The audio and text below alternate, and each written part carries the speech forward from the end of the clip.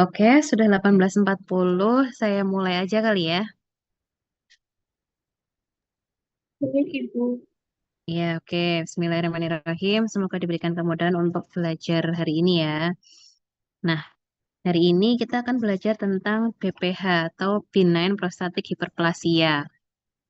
Benign itu artinya jinak, terus prostatik itu prostat, hiperplasia itu pembesaran ya, pembesaran karena adanya jumlah sel yang banyak.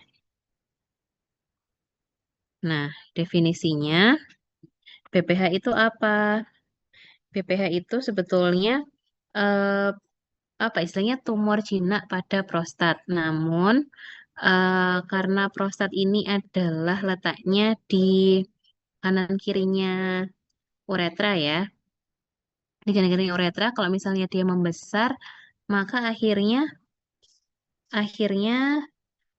kalau semakin membesar, lumennya uretra ini akan menyempit. Sebentar, mouse-nya hilang nih. Ini udah bisa. Sebentar.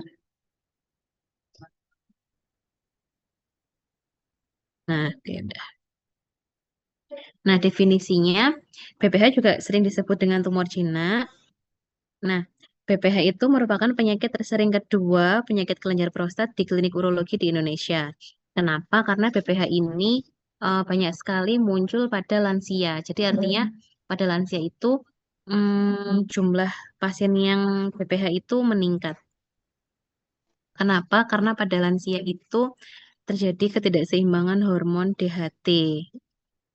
Seperti itu. BPH adalah pembesaran progresif dari kelenjar prostat secara umum laki-laki usia lebih dari 50 tahun. Jadi pada lansia dia itu kasusnya meningkat.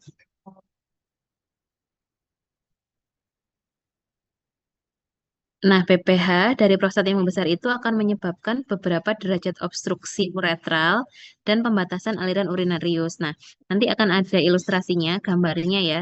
Kenapa kalau prostatnya membesar kok selalu aliran urinnya ini terbatas? Pembesaran prostat jinak ini terjadi karena sel-sel prostat memperbanyak diri melebihi kondisi normal. Kok bisa dia memperbanyak diri? Karena ada ada hormon DHT yang berlebihan ya, atau dihidrotestosteron. Nah, ini dia gambarnya. Ini vesika urinaria atau kantong kencing. Terus yang ini prostat. Nah, prostatnya tuh di sini. Nah, disinilah uretra. Ini saluran kencing ya. Nah, ini anatominya prostat. Prostat itu merupakan kelenjar eksokrin yang fibromuskular yang terletak persis di bawah kandung kemih pada sistem reproduksi pria. Nah, fungsinya apa sebetulnya prostat itu? Prostat itu memiliki fungsi untuk memproduksi cairan seminal dan sekresi lain yang membuat saluran uretra terjaga kelembapannya.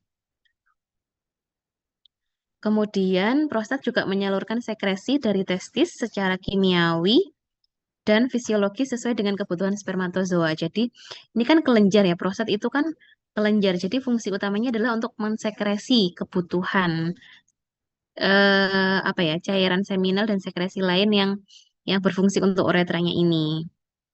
Seperti itu. Nah, di sini bisa dilihat di sini adalah kantong kemih atau vesika urinaria nanti kita bilangnya. Terus di sini ada saluran kencing kan, ada uretra. Nah, prostatnya di sebelah sini, kanan sama kiri atau mengelilingi. Bisa kalian bayangkan kalau misalnya si prostatnya ini membesar, dia akan menekan ke dalam. Menekan ke dalam menyebabkan lumen uretranya menyempit. Nah, disitulah nanti akan muncul beberapa keluhan. Nah, ini anatomi, ini ada bladder yang ada prostat pada orang normal. Tuh ya, ini prostatnya segini cumanan ukurannya. Lalu si uretranya itu lumayan lebar lumennya ini. Kemudian ini pada pasien yang terjadi BPH. Nah, di sini terlihatlah bahwa prostatnya itu membesar. Nah, ketika prostatnya membesar, dia akan mendorong ke dalam sehingga di sini uretranya akan menyempit.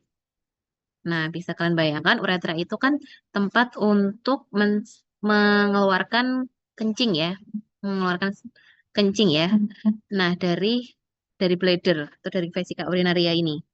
Nah, kalau misalnya si lumennya ini sempit atau kecil, eh, pasti rasanya ini ya kalau kalau kalau mau pipis dia akan mengejan, mengejan kuat gitu kan. Kemudian urinnya tertahan di sini.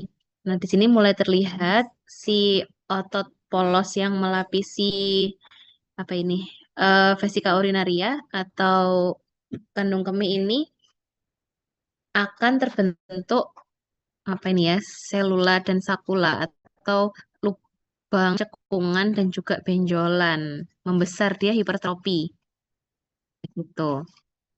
Nah, ini kalau dari irisan samping ini normalnya seperti ini prostatnya kecil, saluran uretranya ini masih luas atau lebar, tapi kalau pada pasien BPH di sininya kan bengkak ya, membesar. Nah, di sininya menyempit uretranya sehingga di sini terjadi bendungan, bendungan urin dan terjadi hipertrofi otot. Nanti kita bilangnya ini otot detrusor, otot polos yang melapisi vesika urinaria. Seperti itu.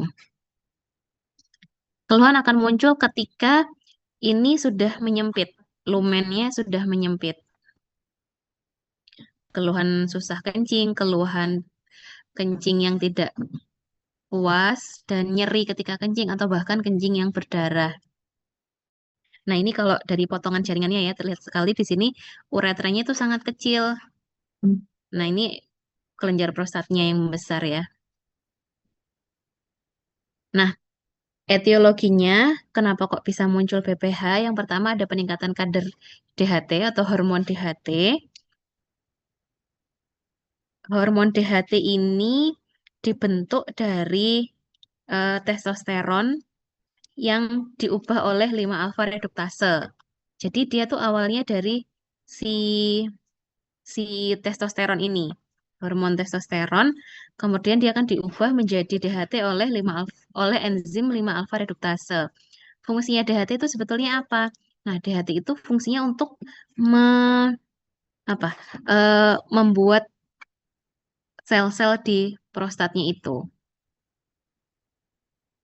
meningkatkan proliferasi sel-sel prostat. DHT itu fungsinya.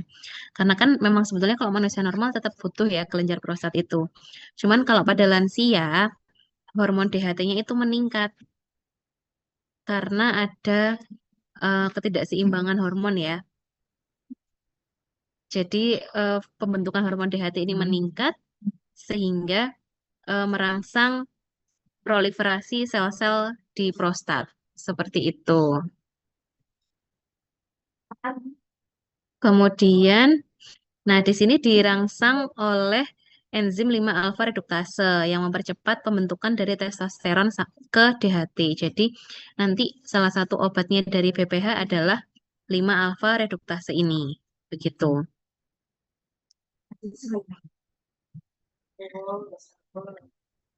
Kemudian ada perubahan keseimbangan antara hormon testosteron dan estrogen pada usia lanjut. Nah, ini juga yang bisa menyebabkan BPH. Kenapa? Kalau testosteron meningkat, lalu ada enzim 5 alfa reduktase, kemudian dia akan mengubah testosteron menjadi DHT. Otomatis kalau testosteron meningkat, DHT juga akan meningkat. Kalau DHT meningkat, maka proliferasi sel-sel pada prostat juga akan meningkat. Kemudian ada proses aging atau proses penuaan ya. Jadi kan memang populasi pada lansia laki-laki ini meningkat ya untuk PPH ini ya karena adanya proses aging. Jadi semakin tua, semakin banyak kasus ini muncul seperti itu. Terus pada proses penuaan ini juga menyebabkan peningkatan reseptor hormon DHT ini di prostat. Jadi reseptornya kan meningkat eh akhirnya kalau reseptornya meningkat ya pasti akan meningkatkan proliferasi sel ya. Kemudian meningkatnya lama hidup sel prostat karena berkurangnya sel-sel yang mati. Jadi sebetulnya sel-sel yang ada di prostat itu sel-sel yang mati dan sel-sel yang hidup itu jumlahnya seimbang. Ada yang hidup, ada yang mati. Tapi pada pasien BPH ini sel-sel yang mati itu berkurang jumlahnya. Jadi semakin banyak sel-sel yang muncul, sel-sel yang hidup seperti itu. Kemudian ada peranan dari growth factor sebagai pemacu pertumbuhan stroma pada kelenjar prostat. Stroma itu seperti jaringan penghubung ya, jaringan ikat seperti itu. Terus kemudian ada terjadi proliferasi abnormal sel stem yang menyebabkan produksi sel stroma dan sel epitel kelenjar prostat yang berlebihan. Jadi akhirnya membesar prostatnya. Nah, ini adalah patofisiologinya.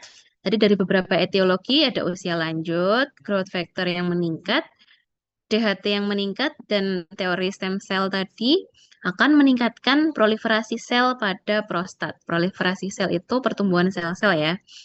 Karena kan kalau hiperplasia itu semakin banyak jumlah selnya. Jadi kok bisa banyak ya? Karena proliferasi selnya itu meningkat. Setelah terjadi proliferasi sel, maka terjadi hiperplasia pada epitel dan stroma di kelenjar prostat. Hiperplasia meningkat jumlah selnya di kelenjar prostat, maka muncullah yang namanya BPH, benign prostatic hyperplasia. Seperti itu. Nah, kalau terjadi BPH kan semakin membesar, membesar, dan membesar, maka terjadilah penyempitan lumen uretra prostatika. Jadi uretra yang ada di prostat ya. Tadi kan sudah dilihat ya di gambar anatominya. Jadi harusnya uretra ini kan lebarnya kan cukup ya, sehingga bisa mengeluarkan urin dengan lancar. Namun pada pasien BPH itu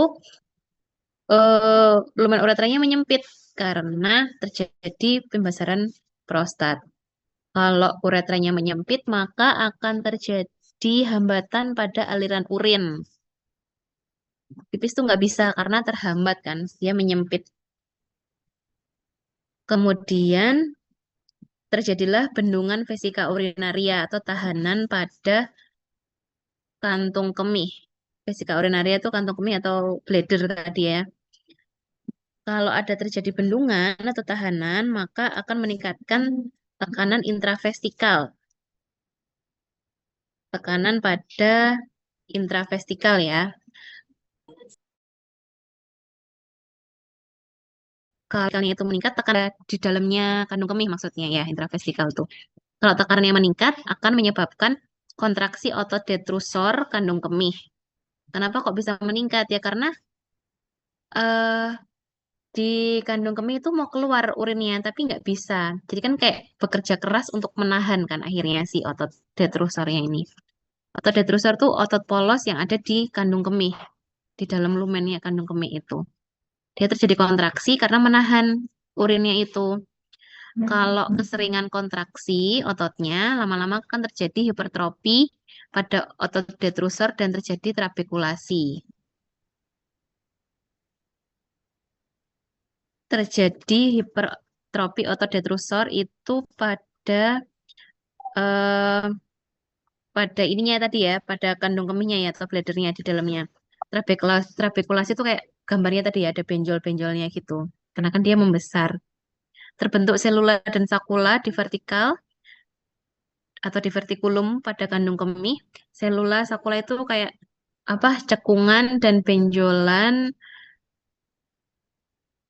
Hmm, benjolan ya. Kalau yang di vertikulum itu kayak benjolan pada kandung kemih, jadi nggak rata gitu.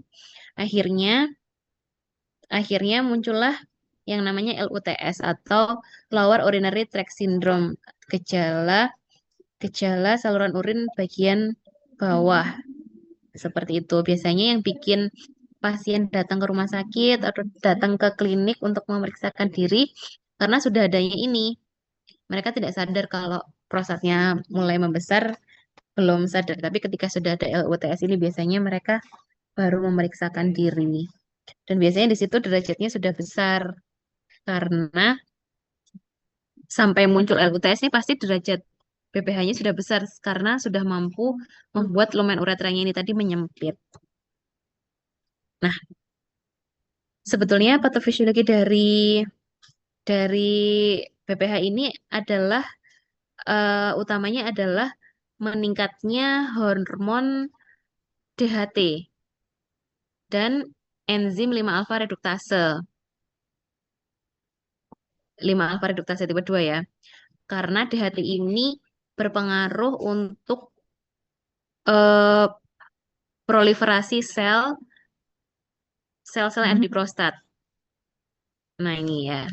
Dia menstimulasi pertumbuhan sel dan menghambat terjadinya kematian sel sehingga kalau yang mati lebih sedikit daripada yang tumbuh, maka prostatnya akan membesar.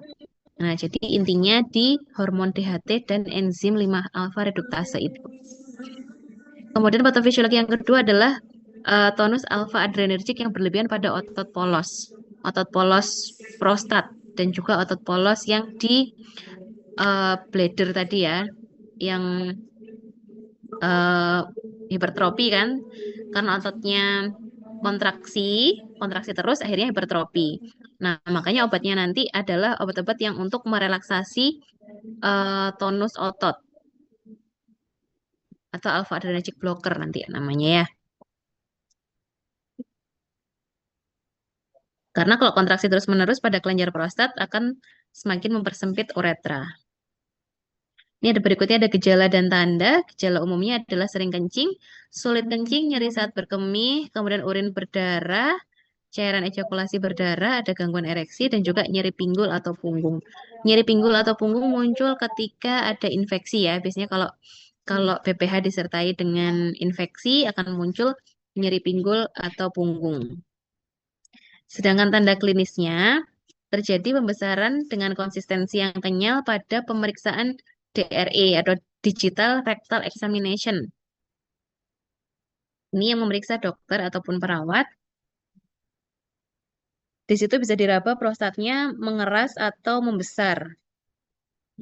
Nah, manifestasi klinik dari LUTS ada gejala iritatif dan gejala obstruktif.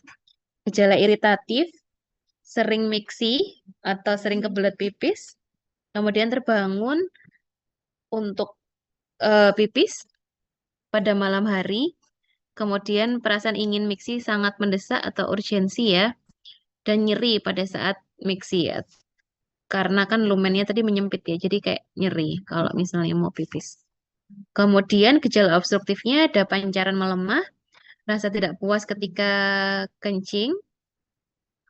Kalau kencing harus menunggu lama karena dia kan butuh ngeden dan sedikit-sedikit ya.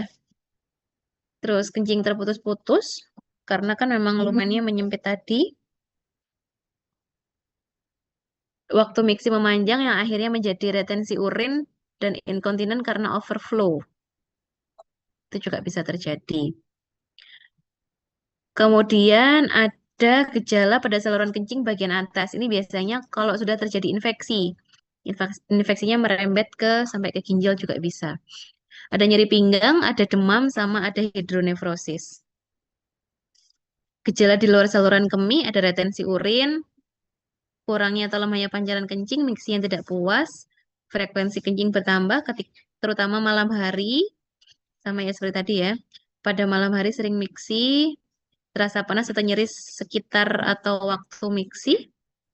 Kemudian ada massa pada abdomen bagian bawah, ada hematuri, ada kolik renal, dan ada berat badan turun kalau misalnya ada infeksi. Komplikasinya ada retensi urin akut, infeksi saluran kencing, kencing batu, hidronefrosis, hidroureter, ada urin overflow, gagal ginjal, hematuri, hernia atau hemoroid karena mengejan.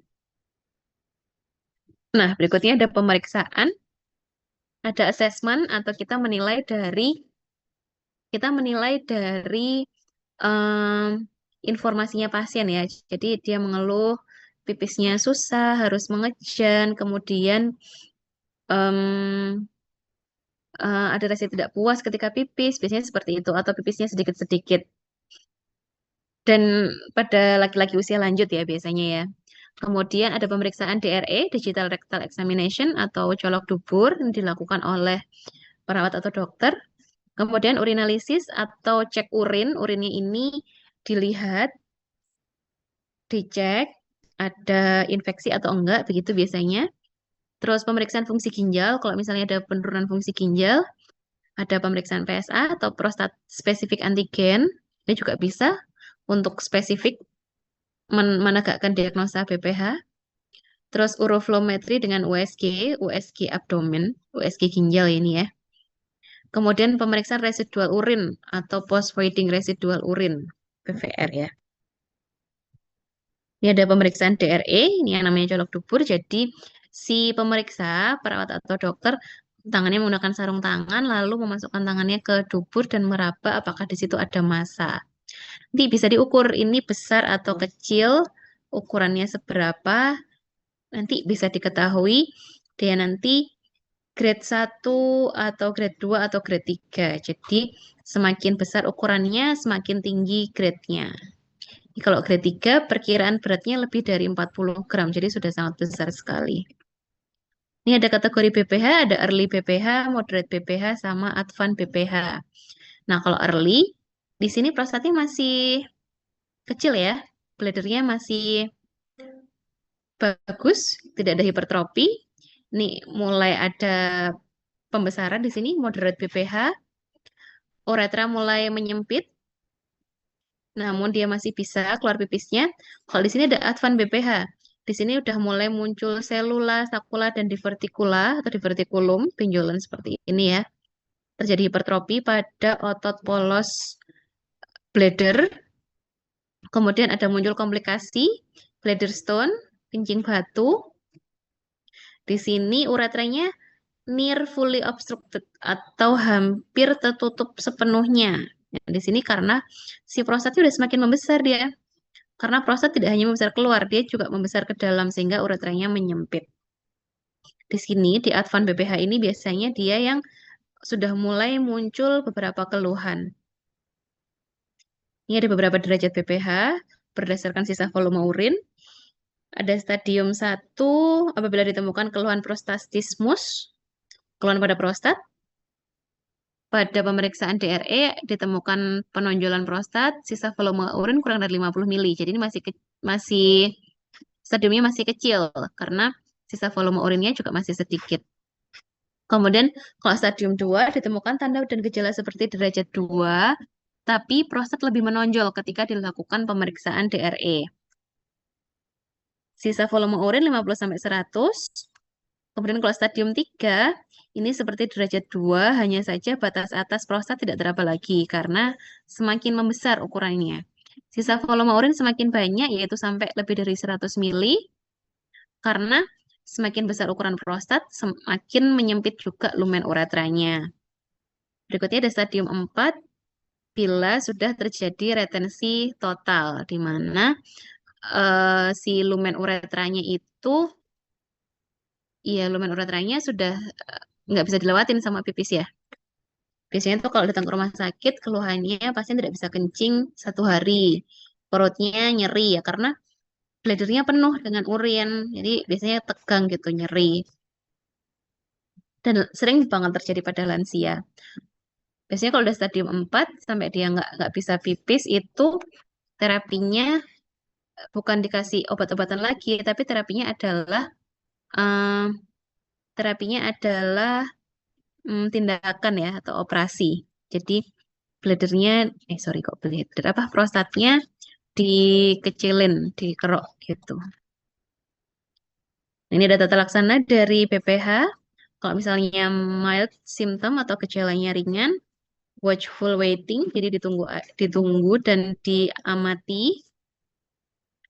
Kemudian ada moderate symptom. Kalau moderate symptom sudah mulai ada keluhan, bisa diberikan terapi farmakologi, dikasih alpha adrenergic antagonis untuk menurunkan tegangan otot polos atau 5 alpha reduktase inhibitor, jadi menghambat pertumbuhan prostat.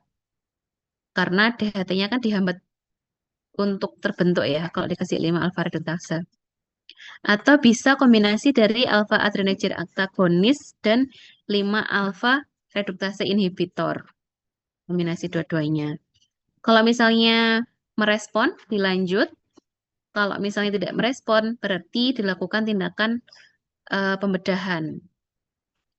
Kalau misalnya gejalanya udah parah, severe symptom, and ada komplikasi dari BPH, LUTS gitu contohnya,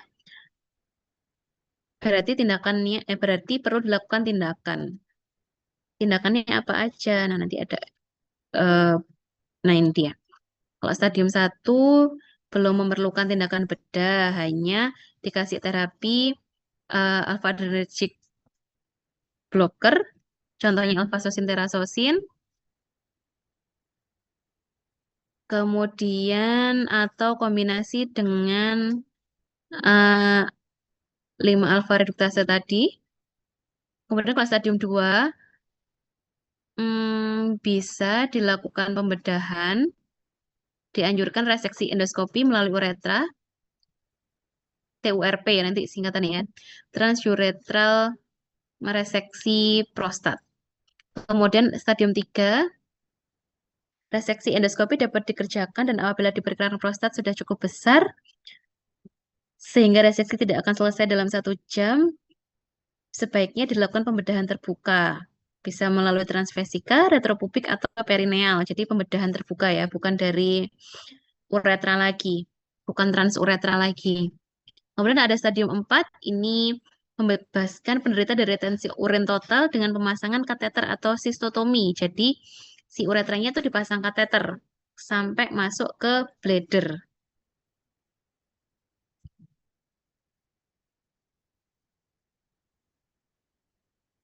Ini ada tindakannya namanya prostatektomi. Di sini prostatektomi itu mengangkat kelenjar mengangkat kelenjar prostat ya. Ada prostatektomi suprapubis, ini melalui insisinya melalui abdomen. Kalau perineal ini insisinya dalam perineum. Kemudian kalau prostatektomi retropubik ini melalui pubis ya. Terus ini ada insisi prostat transuretral atau TUIP.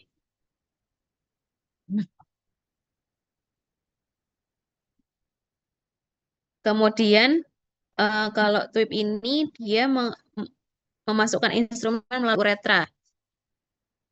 Insisi prostat melalui uretra. Jadi kayak dimasukkan alat untuk mengambil prostatnya itu melalui uretranya.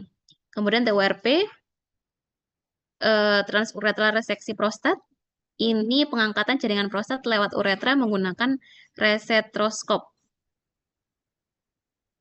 Jadi eh, intinya kalau dilakukan tindakan bedah itu komplikasinya apa? Komplikasinya adalah pendarahan dan juga infeksi. Apalagi kalau ini ya biasanya sering dilakukan kalau ini TURP ini kan kayak dimasukkan apa ya kayak dikerok gitu ya si prostatnya itu pasti pendarahannya banyak dan juga kalau namanya pembedahan itu pasti rentan terjadinya infeksi. Jadi nanti kalau misalnya ketemu di pasien PPH di rumah sakit, hmm, pasti kalau ketemu pasien PPH di rumah sakit yang rawat inap biasanya direncanakan untuk dilakukan tindakan surgery ini. Biasanya dilakukan TURP ini yang sering. Nah, komplikasinya nanti ada pendarahan sama infeksi. Jadi terapinya bukan lagi pakai alpha adrenergic blocker tadi, tapi terapinya ya pakai antibiotik, terus untuk menghentikan pendarahan seperti itu. Nanti banyak akan ditemui kasus-kasus TURP pada pasien BPH kalau di rumah sakit. Kecuali nanti kalau misal masih di klinik rawat jalan atau di dokter praktek pribadi gitu ya. Pasien BPH biasanya ya masih pakai obat-obatan alpha blocker tadi, alpha adrenergic blocker ya, sama 5 alpha reduktase inhibitor itu. Bisa satu, bisa bisa salah satu atau bisa kombinasi. Ini ada terapi farmakologi. Tujuannya apa? Terapi farmakologinya, dia merelaksasi otot polos prostatik. Ini terapinya pakai obat yang alpha adrenergic blocker tadi, sama eh, mempengaruhi efek stimulatori testosteron pada pembesaran kelenjar prostat. Jadi supaya DHT-nya ini yaitu yang menghambat pembentukan hormon DHT menggunakan 5 alfa reduktase inhibitor. Obat yang digunakan, nah ini ada 5 alfa reduktase inhibitor ini untuk menurunkan kadar DHT intraprostat tanpa mengurangi kadar testosteron plasma. Contohnya nanti ada finasterid sama dutasterid. Berikutnya ada alpha adrenergic blocker. Ini fungsinya untuk merelaksasi otot polos prostat dan bladder neck. Otot polosnya yang prostat yang sama lumennya uretra itu tadi, sama di yang bladder neck. Jadi kalau ototnya relaksasi kan tidak terjadi tegangan ya, tidak terjadi kontraksi terus. Akhirnya bisa melebar lagi nanti lumen prostatnya. Cuman kelemahannya kalau hanya dikasih alpha adrenergic blocker ini, pembesaran prostatnya tidak terhenti, hanya keluhannya yang reda. Kemudian ada fosfodiesterase 5 enzim inhibitor, ini fungsinya untuk merelaksasi otot polos saluran kencing bawah. Biasanya digunakan untuk terapi pasien BPH dengan erectile dysfunction karena dia juga memberikan efek positif pada pasien-pasien yang terjadi erectile dysfunction. Berikutnya ada anticholinergic agent, ini untuk mengatasi LUTS untuk pasien yang tidak memiliki peningkatan volume PVR. Biasanya sering dipakai adalah ini, 5 alpha reduktase inhibitor atau alpha adrenergic blocker atau kombinasi dua obat ini, atau kadang PDE5 inhibitor ditambah 5 alpha reduktase inhibitor. Nah, 5 alpha reduktase inhibitor ini mekanisme kerjanya dia menghambat enzim 5 alpha reduktase tipe 2 di mana tadi fungsinya 5 alpha reduktase itu kan untuk eh, untuk me- membentuk hormon DHT ya dari testosteron. Jadi mekanisme kerja 5 alpha reduktase inhibitor ini adalah menghambat konversi testosteron menjadi DHT sehingga kadar DHT-nya turun. Kalau kadar DHT intraprostatnya itu turun, maka tidak terjadi proliferasi sel-sel prostat. Akhirnya pertumbuhan prostatnya terhambat seperti itu. Karena ini kan kerjanya bukan untuk merelaksasi otot polos yang ada di prostat dan di bladder ya. Maka biasanya perbaikan gejala BPH itu terjadi 6 sampai 12 bulan. Nunggu prostatnya mengecil dulu. Efek sampingnya terjadi disfungsi ereksi atau erectile dysfunction, kemudian berkurangnya ejakulasi dan jumlah semen tentu ya, karena kan hormon DHT-nya kan dihambat ya. Sementara hormon DHT itu yang bertanggung jawab mensekresi komponen ejakulasi itu tadi sama semen ini ya. Nah, efek sampingnya ini dapat irreversibel sehingga perlu disampaikan ke pasien karena sangat merugikan ya. Kemudian eh, ini contoh obatnya ada finasteride. Kalau finasteride ini khusus hanya untuk 5 alpha reduktase tipe 2 sehingga dia spesifik untuk menghambat menghambat pembentukan DHT di prostat. Kalau dutasterid ini menghambat 5 alfa reduktase tipe 1 dan 2. 5 alfa reduktase itu ada di mana-mana ya, ada di prostat, ada di saluran nafas, ada di ya banyak tempat kulit gitu. Berikutnya ada alfa adrenergic antagonis, alfa blocker ya. Ini fungsinya untuk merelaksasi otot polos yang ada pada bladder, prostat, dan uretra. Sehingga kalau dibikin relaksasi, maka lumennya kan akan meluas ya, sehingga aliran urinnya akan lancar. Efek sampingnya akan terjadi kongesti nasal, hipotensi, dan takikardi. Hati-hati pada pasien yang juga mengonsumsi obat-obatan yang bikin hipotensi. Jadi perlu dikonseling nanti pasiennya. Dan juga dilakukan assessment ya. Minum obat hipertensi nggak? Kalau misalnya sekiranya dia pakai obat hipertensi harus Dimonitoring tuh tensinya jangan sampai hipo. Tapi kalau pakai yang selektif alfa satu blocker, dia efek sampingnya lebih sedikit. Karena kalau alfa satu blocker nih hanya ada di prostat, di saluran kencing. Ini contoh yang selektif short acting alpha satu blocker ada prazosin, alfuzosin sama indoramin. Kalau yang selektif long acting alpha satu blocker ada terazosin, doxazosin.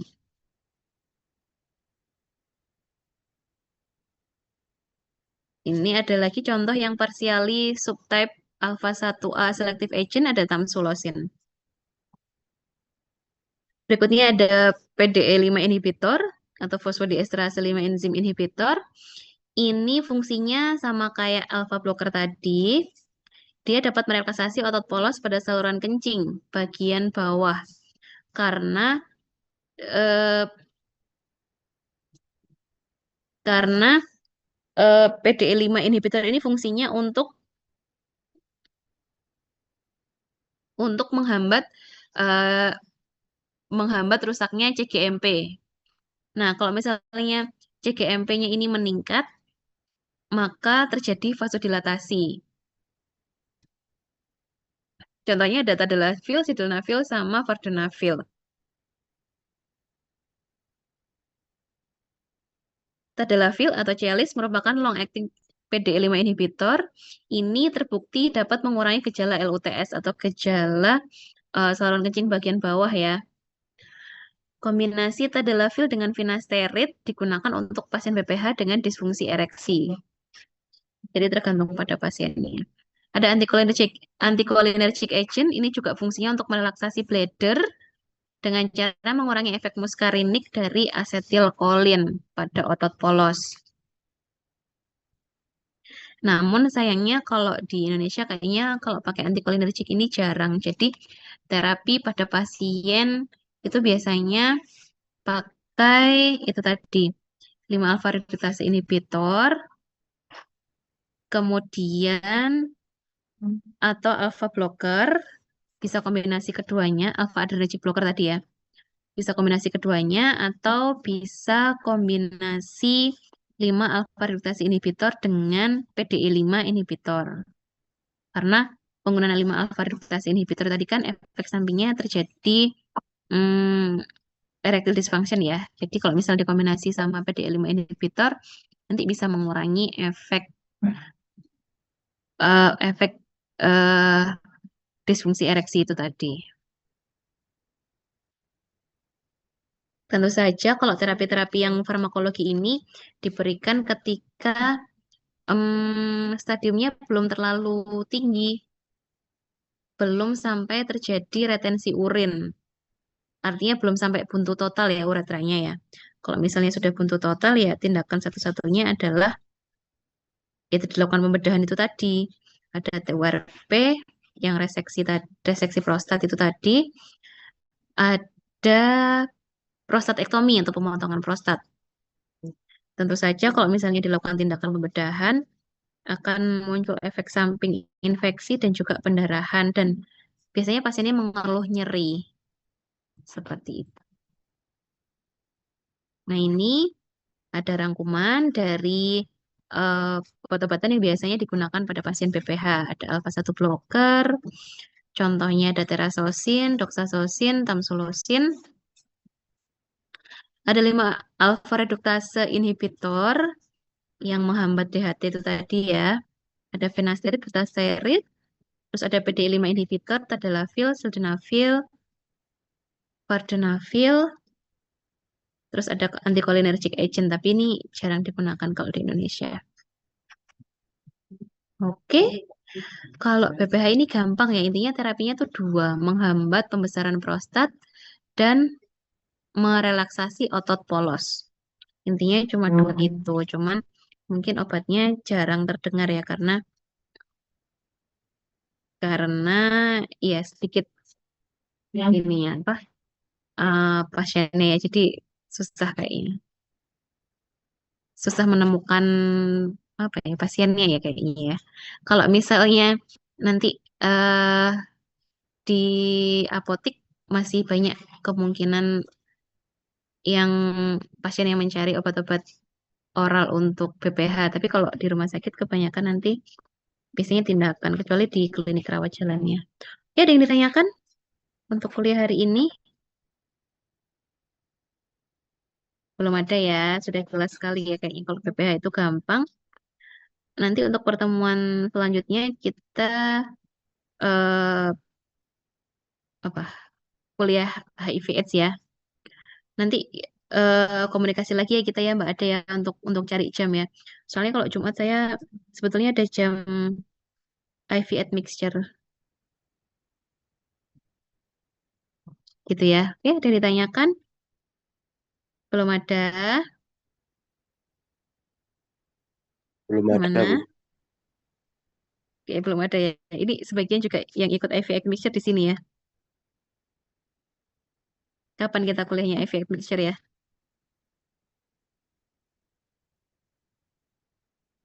Nanti WA lagi ya Mbak Elvia ya. Kayaknya iya kan?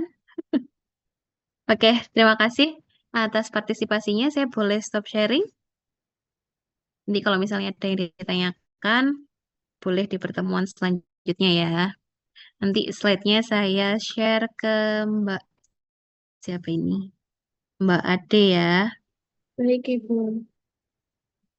Oke, terima kasih atas partisipasinya. Saya akhiri kuliahnya. Wassalamualaikum warahmatullahi wabarakatuh. Saya izin live ya. Ibu, terima kasih, Ibu. Terima kasih, Bu. Sama-sama. Terima kasih, Bu.